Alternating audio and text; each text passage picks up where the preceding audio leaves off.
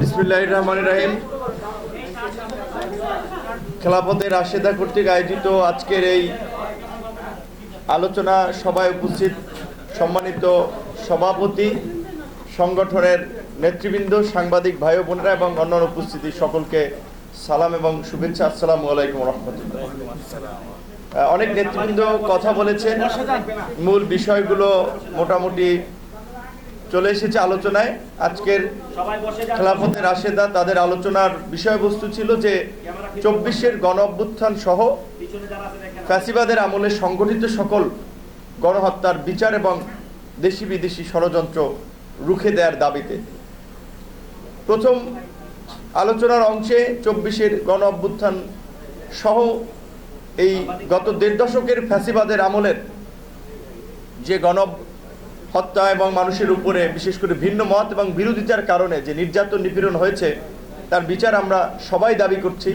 বিশেষ করে আমরা যদি সাদা চোখে দেখি, স্বাভাবিকভাবেই এই 24-এর গণ অভ্যুত্থান কিংবা 36 জুলাই এইটা আপনার 10-15 দিন কিংবা 36 দিনের আন্দোলনে এই গণ অভ্যুত্থান হয়নি। এর পেছনে একটা দীর্ঘ প্রেক্ষাপট রয়েছে। অসংখ্য মানুষের ত্যাগ এবং নির্যাতন নিপীড়ন বঞ্চনার ইতিহাস রয়েছে। বিশেষ করে ভারতীয় নীল নকশায় 2008 সালের ক্ষমতায় আসা আওয়ামী লীগ ক্ষমতায় এসেই প্রথম বাংলাদেশের স্বাধীনতা সার্বভৌমত্বের প্রতীক সামরিক বাহিনীকে পঙ্গু করার জন্য বিডিআর বিদ্রোহের নামে মেধাবী দক্ষ চৌখস সামরিক অফিসারদেরকে হত্যার মিশন বাস্তবায়ন করেছিল। আপনারা দেখেছেন 2013 সালে এই শাপলা চত্বরে দল মত নির্বিশেষে সারা দেশ থেকে আগত আলেম ওলামাদের উপরে রাতের অন্ধকারে কি বিভীষিকাময় বর্বরোচিত হামলা চালিয়েছিল সেটি আপনারা দেখেছেন। এবং সেই ঘটনা নিয়ে সংসদ উল্লাস করে বলেছিল যে হুজুররা সাদা পাঞ্জাবিতে রং মেখে এসেছিল। এই সমস্ত কথা তো আপনারা শুনেছেন। বিএনপি এবং জামাতের নেতাকর্মীরা গত 1.5 দশক ধরেই জামাতের লোকেরা এখন তো বড় বড় সমাবেশ করছেন, মিটিং করছেন, কিন্তু এই জুলাইয়ের আগে কিন্তু 20 জনে মিলে ঘরের মধ্যেও মিটিং করতে পারে নাই। মিটিং করতে গেলেই নাশকতার গোপন পরিকল্পনা করতেছিল কিংবা দেশ বিরোধী দেশদ্রোহী কাজ করতেছিল, বিশৃঙ্খলা করতেছিল, এলাকা অস্থিতিশীল করতেছিল। এই অভিযোগে কিন্তু তাদেরকে আটক করা হতো। এমনকি মা, মেয়ে, ছেলে, ছোট বাচ্চা সহ আটক করা হতো। এই ঘটনাগুলো অনেক আপনারা দেখেছেন। মিজানুর রহমান আজহারী সাহেব বাংলাদেশের একজন খুব জনপ্রিয় আলোচিত ইসলামিক স্কলার। তিনি রাজনৈতিকভাবে জামাত সমর্থন করতে পারেন, সেটি নিয়ে আমাদের দ্বিমত নাই। এই মিজানুর রহমান আজহারী সাহেবকে যখন দেশ থেকে গোয়েন্দা সংস্থা যেতে বাধ্য করেছিল তখন কিন্তু আমরাই প্রতিবাদ করেছিলাম যে একজন উদীয়মান তরুণ আলেম, যিনি ধর্মীয় দৃষ্টিকোণ থেকে আলাপ আলোচনা করে মানুষকে হেদায়েতের পথে ডাকেন, মানুষকে সঠিক পথে আহ্বান করেন, তার রাজনৈতিক যদি মতাদর্শ থেকেও থাকে সরকারের অধিকার নাই তাকে দেশ থেকে বিতাড়িত করার। আমরা কিন্তু কথা বলেছিলাম। জামাতকে যখন এই যুদ্ধাপরাধীদের বিচারের নামে ফাঁসি দেওয়া হচ্ছিল, জামাতের সবচেয়ে ঘনিষ্ঠ সহযোগী একসাথে সরকার গঠন করেছিলেন, 4 দলীয় জোট গঠন করেছিল। বিএনপিও বলতে গেলে কার্যত যখন নীরব ছিল, পরিষ্কারভাবে এখন গুগলে সার্চ দেন, পত্রিকার হেডলাইন পাবেন, আমরা পরিষ্কারভাবেই বলেছিলাম কিন্তু যে ভারতীয় নীল নকশায় ইসলামী রাজনীতিকে ধ্বংস করার জন্য, ইসলামী রাজনীতিকে দুর্বল করার জন্য মূলত জামাত নেতাদেরকে অনেককে ফাঁসি দেওয়া হয়েছিল। সেই বিচারের ট্রাইব্যুনাল বিতর্কিত ছিল, সে তখন অনেকে বলছিলেন, কিন্তু আমরা এই প্রজন্মের তরুণরাও কিন্তু সেটি সামনে এনেছি। জামাতের রাজনীতির সাথে আমাদের রাজনীতির আদর্শ, আকিদা, অনেক কিছু ডিফারেন্স, কিন্তু মজলুম যখন হচ্ছে, যখন ন্যায়ের পক্ষে কথা বলতে গিয়ে কিংবা একটা রাজনৈতিক প্রতিপক্ষকে আরেকটা দল সরকারে থাকা অবস্থায় বিনাশ করার মিশন নেবে, এটি কিন্তু একটা দেশের সংস্কৃতি হতে পারে না। যার কারণে কিন্তু আমরা প্রতিবাদ করেছিলাম। এবং এই যে বিএনপির কর্মীরা গত 16 বছরে 3,500 মানুষকে বিচার বহির্ভূতভাবে হত্যা করেছে। বিএনপির এই পল্টন এলাকার আলোচিত নেতা কমিশনার ছিলেন চৌধুরী আলম, তুখোর ছাত্র নেতা, সেই চিপাইবাদের বিরুদ্ধে হুঙ্কার দিয়েছিলেন, ছাত্রনেতা থেকে জননেতা হয়েছিলেন ইলিয়াস আলী, ঢাকা বিশ্ববিদ্যালয়ের ছাত্র ছিল। এই কসাই এখন জেলে, জিয়াউল হক। আমার ভাই যেটা বলেছিলেন, আমরা এটাই বলেছিলাম যে বিপ্লবের স্পিড হচ্ছে যারা গত 16 বছরে সরাসরি হত্যা, লুটপাট, ধর্ষণ, গুম, খুনে জড়িত ছিল, ফায়ারিং স্কোয়াড নিয়ে তাদেরকে ব্রাশ ফায়ার দিয়ে মেরে ফেলা, একসাথে দাঁড় করিয়ে দিয়ে আজকে এই মানে পুতু পুতু করে বিচার করা হচ্ছে, তদন্ত করা হচ্ছে। এই ঘোড়ার ডিম করতে করতে কাম সাইরা দেবে, এইগুলো করতে করতে তারপর দেখবেন নির্বাচন হয়ে গেছে। রাজনৈতিক সরকার ক্ষমতা আসলে রাজনৈতিক ইন্টারেস্টের জায়গা থেকে দেশি বিদেশি অনেক দেন দরবারের রাস্তা খুলে যাবে। শেষ পর্যন্ত বিচার আচার নাও হতে পারে, নাও হতে পারে। বাস্তবতার আলোকে বলছি। সেই জন্য আমরা বলেছিলাম যে বিপ্লবের পরে সাধারণত সরকারি কর্মকর্তা কর্মচারী যারা থাকে পৃথিবীর বিভিন্ন দেশে হাজার হাজার লোককে চাকরিচ্যুত করা হয়েছে। আপনার অপসারণের পত্র বা পদত্যাগ পত্র, অব্যাহতি পত্র দিয়ে হাতে ধরিয়ে দিয়েছে, চলে যান। সরকারি এই কর্মকর্তা কর্মচারীদের 20 লাখ কর্মচারীদের মধ্যে যদি 50,000 কর্মচারীকে চাকরিচ্যুত করা হতো, এটা কি খুব বেশি হতো 20 লাখ কর্মীর মধ্যে? এই গণ অভ্যুত্থানে যারা অংশ নিয়েছে, ছাত্র জনতা, নাগরিকরা, প্রাইভেট প্রতিষ্ঠানে চাকরি করে সরকারি প্রতিষ্ঠানে চাকরি করে নাই, তাদের মধ্যে থেকে কয়েক লক্ষ যুবক এবং শিক্ষিত উপযুক্ত মানুষ আছে যাদেরকে চাকরি দেওয়া যেত, কিন্তু করে নাই। তারপরে কি দেখলাম আমরা? সচিবালয়ে আগুন, সচিবদের এই আমলাদের মধ্যে আন্দোলন, বিভিন্ন ধরনের আন্দোলন। এখন এই আন্দোলনে মানুষ এতটা বিরক্ত, দাবি দেওয়া যে কেউ জানাতে পারে, মানুষ বঞ্চিত হলে, ক্ষুব্ধ হলে দাবি দেওয়া জানাবে। কিন্তু এখন আপনি এখানের অনেক আলেমরা আছেন যারা ওয়াজ করেন, আপনি এখান থেকে সাভার যাবেন কিংবা গাজীপুর যাবেন, এখন আপনার নিজস্ব কারো বাহন আছে, কারো বাহন নাই, আপনি যাবেন গাড়িতে। এখন যদি গাজীপুর রাস্তায় শ্রমিকরা আটকে দেয়, প্রেস ক্লাবে যদি আরেক গ্রুপ আটকে দেয়, এইভাবে আপনি যাওয়ার পথে এরকম অসংখ্য মানুষ কিন্তু ভুক্তভোগী হচ্ছে, ক্ষুব্ধ হচ্ছে। এবং স্বাভাবিকভাবেই এইটা তো সরকারের ব্যর্থতা, তাদের দুর্বল ম্যানেজারিয়াল ক্যাপাসিটির বহিঃপ্রকাশ যে তারা এটা ডিল করতে পারছে না। আমরা শুরুর দিকে যখন যেখানে আন্দোলন হতো, অনেক জায়গায় গিয়ে আমি বলেছিলাম, এখানে মিডিয়ার ভাইরা সাক্ষী, যে আল্লাহর হস্তে 2-3 মাস সরকারকে সময় দেন, আন্দোলন করেন না, আলাপ আলোচনা, সভা সেমিনারের মাধ্যমে আপনাদের দাবি দেওয়া আদায় করেন, আমরা আপনাদের পাশে থাকব। কিন্তু এখন স্বাভাবিকভাবেই মনে করেন ক্ষমতার চেয়ারে যে বসে, তার যে ভাবসাব চলে আসে, তাদের যে দায়িত্বহীনতা, সেটারই দেখতেছি। এখন আমরা অনেক জায়গায় যে যাদেরকে আন্দোলন থামাইছি, কথা দিছি, তার বাস্তবায়ন আমরা দেখতে পাচ্ছি না। তাহলে এখন সেই লোকগুলোকে কি বলবো যে ভাই রাস্তায় নামেন, আন্দোলন করে আপনাদের দাবি দেওয়া আদায় করেন? এখন কিন্তু বলতে হচ্ছে এইটা। তো এই জন্য আমরা বলছিলাম, এই আজকে 24-এর গণ অভ্যুত্থান সহ সকল গণ অভ্যুত্থানের বিচারের কথা আমরা বলছি।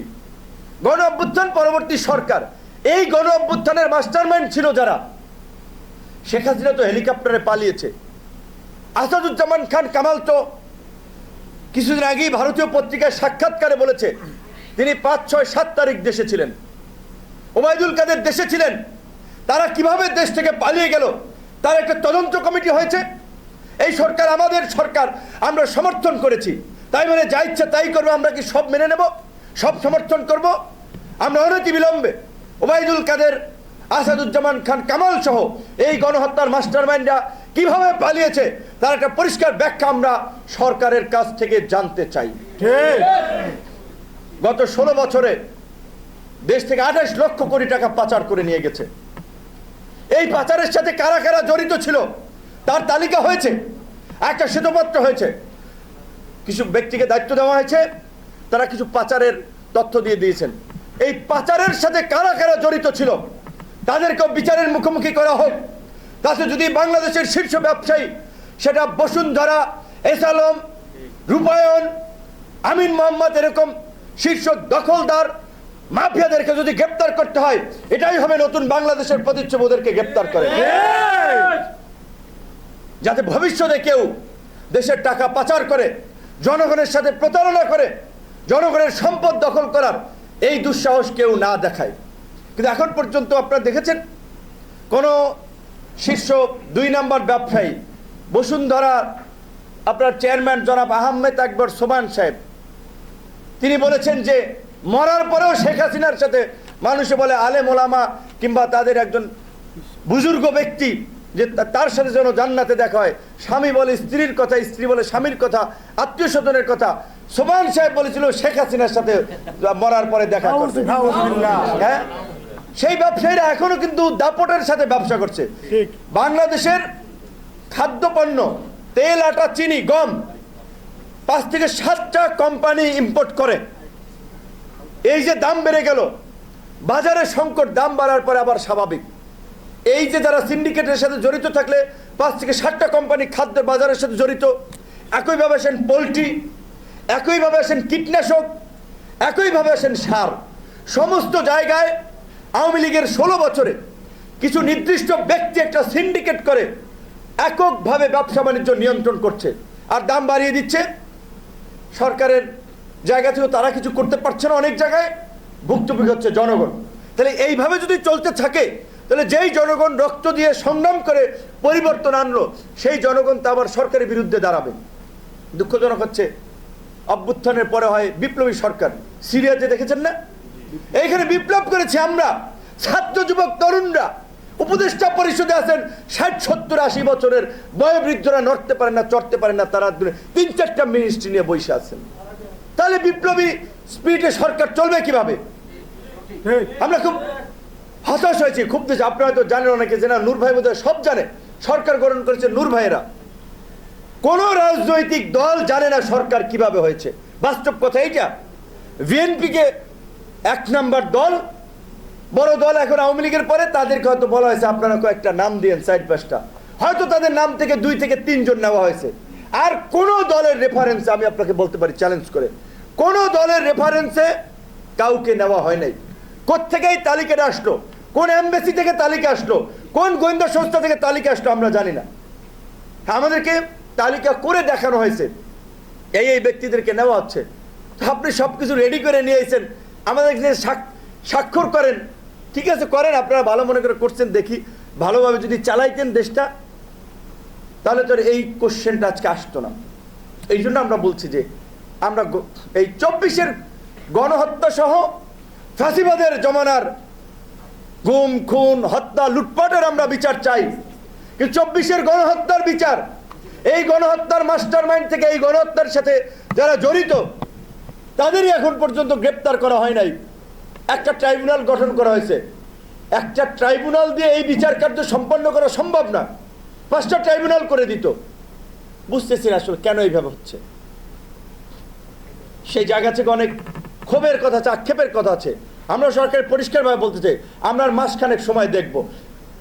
আমরা মনে করি যে বর্তমান যে অবস্থা, তাতে উপদেষ্টা পরিষদ পুনর্গঠন ছাড়া এই গণ অভ্যুত্থানের আকাঙ্ক্ষার বাস্তবায়ন সম্ভব নয়। ইতিমধ্যেই এই সরকার এবং রাজনৈতিক দলগুলোর সাথে মুখোমুখি অবস্থান দাঁড়িয়ে গেছে, অনেক ইস্যুতে বিপরীতমুখী অবস্থার সৃষ্টি হয়েছে। এই অবস্থা যদি চলে, তাহলে তো আমরা যেই ফাঁসিবাদের বিরুদ্ধে লড়াই করেছি, যাদেরকে আমরা প্রতিহত করার কথা বলছি, প্রতিরোধ করার কথা বলছি, তারা তো সুযোগ পাবেই। সেই জায়গা থেকে আমরা মনে করি আগামীতে নির্বাচন যখনই হোক, যে নির্বাচন হবে, সেই নির্বাচন হতে হবে, নির্বাচনের মাধ্যমে যে সরকার আসবে সেটা সর্বদলীয় সরকার হতে হবে। নির্বাচনে সকল দল অংশগ্রহণ করবে, সকল দলের নেতৃবৃন্দ কিভাবে এমপি হয়ে সেই পার্লামেন্টে থাকতে পারে, সেইভাবে একটা অভ্যন্তরীণ বোঝাপড়া দরকার হবে। অন্যথায় কেউ যদি আমরা ভাবি এককভাবেই আমরা আধিপত্য করবো, আমরাই 300 থেকে 250 আসনে আমরা এমপি হব, 75-এর উদাহরণ কিন্তু আমাদের সামনে আছে। যখন মুক্তিযোদ্ধাদের যে আকাঙ্ক্ষা ছিল, দাবি ছিল জাতীয় সরকার গঠন করা, সেটা উপেক্ষা করে যখন শেখ মুজিবুর রহমানের নেতৃত্বে শেখ মুজিব সাহেব এবং আওয়ামী লীগের নেতা কর্মীরা শুধুমাত্র এককভাবে আওয়ামী লীগের নেতা কর্মীদেরকে নিয়ে 73 একটা ভোট ডাকাতির নির্বাচন করে একটা একক পার্লামেন্ট গঠন করেছিলেন, তার ফল ছিল 75। তো কাজে এখনকার যে অস্থিরতা, এখনকার যে ঘটনাক্রম, সেখানে যদি আগামীতে আমরা ভেবেছিলাম এই সরকারটাই একটা সর্বদলীয় সরকার হবে, একটা জাতীয় সরকার হবে, এখনো সরকারের সেই সুযোগ আছে। আমাদের প্রধান উপদেষ্টা ডক্টর মোহাম্মদ ইউনূস সাহেব, তিনি তার বিজয় দিবসের ভাষণেই সম্ভবত বলেছিলেন, সংস্কার কমিশনগুলোর প্রতিবেদন দেওয়ার পরে জাতীয় ঐক্যমত্য সৃষ্টির জন্য একটা জাতীয় ঐক্যমত্য কমিশন করা হবে। তিনি সেই কমিশনের চেয়ারম্যান হবেন, সংস্কার কমিশনের প্রধানরা সেই কমিটির সদস্য হবেন। এখন এই যে সংস্কারগুলো নিয়ে রাজনৈতিক দলগুলোর মধ্যে যে কিছুটা দ্বিমত তৈরি হচ্ছে, আমরা অনেকেই বলছি আগামী নির্বাচন হওয়া উচিত সংখ্যানুপাতিক পদ্ধতিতে, কেউ বলছেন না, কেউ বলছেন দ্বিকক্ষ বিশিষ্ট পার্লামেন্ট, কেউ বলছেন সংসদের মেয়াদ 4 বছর কমিয়ে না। এই যে আমাদের রাশেদ প্রধান ভাই যেটা বললেন, এটা বাস্তব যে জুলাই বিপ্লবকে কেন্দ্র করে 5ই আগস্টের পূর্বে যে আমাদের মধ্যে জাতীয় ঐক্য তৈরি হয়েছিল, এখন সেটা একটু হলেও ফাটল ধরেছে। এই ফাটল যদি আমরা মেরামত না করতে পারি, আমরা যদি জাতীয় ঐক্য ধরে রাখতে না পারি, তাহলে আমাদের আগামীতে সবাইকে ভুগতে হবে। যেটা মির্জা ইয়াসিন আরাফাত ভাই বলেছেন, আওয়ামী লীগ যদি কোনোভাবে ক্ষমতায় আসে তখন কিন্তু খবর আছে আবার। তো আওয়ামী লীগ ক্ষমতা আসবে কিভাবে? যে আওয়ামী লীগের রাজনীতি নির্মূল করার জন্য সবাইকে কাজ করা উচিত, সবাইকে আওয়াজ তোলা উচিত, সেখানে আমরা তো এখনই নিজেদের মধ্যে ভাগ বটরা নিয়ে বিভাজন বিদ্বেষ বিভক্তিতে আমরা জড়িয়ে যাচ্ছি। কাজে আমরা যদি এই বিভাজন বিভক্তি বিদ্বেষের মধ্যে থাকি, তাহলে তো আওয়ামী লীগকে ডেকে না লাগবে, ও এমনি চলে আসবে, আপনার মাথার উপরে রেখে বড়ই খাবে। কারণ আওয়ামী লীগকে প্রতিষ্ঠিত করার জন্য অনেক দেশি বিদেশি শক্তিগুলো হাজার হাজার কোটি টাকার প্রজেক্ট নিয়ে নেমেছে।